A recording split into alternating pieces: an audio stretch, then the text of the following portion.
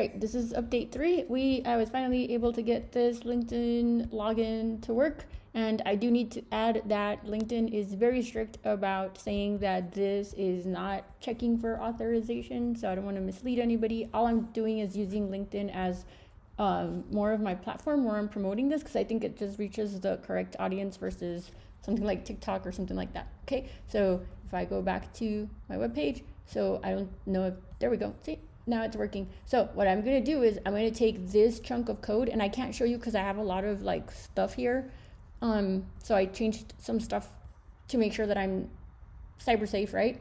And I am going to make sure that this is extrapolated. So this window that you're seeing right here, because I know HTML really well, like I'm going to keep that at a high level functional code so that if I were to decide to switch the way that people authenticate, and not authenticate, but if I were to decide to not use LinkedIn anymore as part of the structure of my code base, or in the cases where people don't want to sign into LinkedIn, like it won't affect the rest of my app. So that's what I was saying about digital real estate. Like I am not tying my digital real estate to LinkedIn. Like yes, I'm building off of their platform, but I definitely am not going to build an entire system based off of them. The only system I really think is all right to use, for me at least, would be either AWS or Google.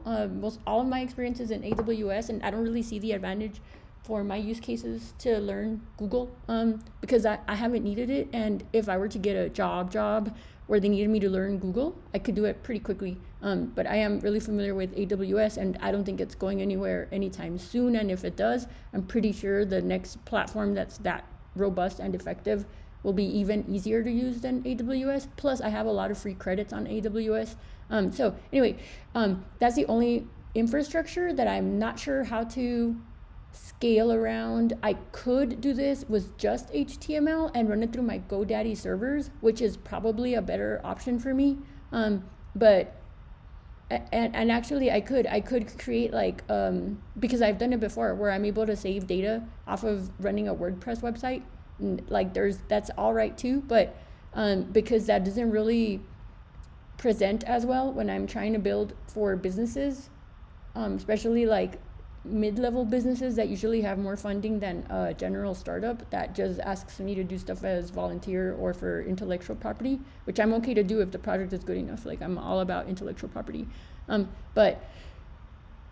Yeah, I'm just going to build this off of AWS, and if for whatever reason at some point I have to pivot and like stop using AWS, well, I will. But this is one of the things I had to learn, having gone to school in Boulder, is like you don't solve a problem until you get to that bridge, because then you spend all your time solving for problems that don't exist yet. Or if you have code that is good enough, and you have no reason to believe it's not working, then don't fix it. Like don't make people like me spend all day refactoring code because you think it should look a certain way. Like focus on whether or not it's accomplishing the mission, right? And if you're gonna hire someone that thinks outside the box like I do, like then if you have some specific way you want things to be done, I think that should be clarified at the very beginning of the sprint or of the ticket or the project. Otherwise, like, trust your people, don't hire people that you don't trust, because it's uncomfortable for everyone.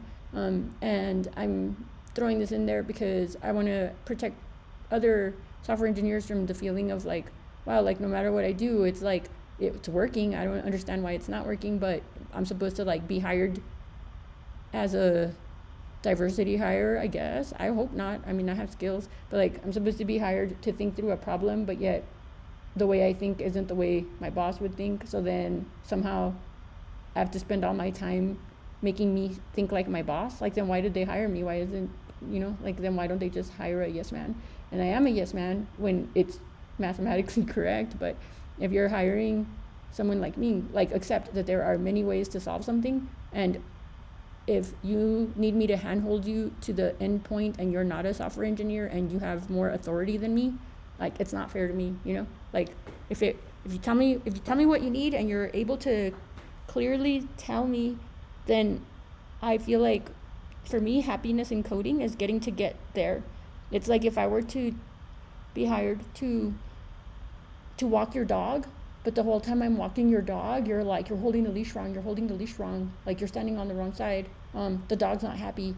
the dog isn't looking at you enough, then it's like, well, then find someone else, because that sucks to be like continually put down for the way I can get stuff done that is performant and that is according to PEP 8 and is Pythonic in the sense that it's supposed to be easy for anyone to read, and functional style programming. I don't believe in making everything object oriented. I don't think Python was not meant to be object oriented, but I don't really see like what it accomplishes to make everything a class, right? Like everything, like there's no point in that.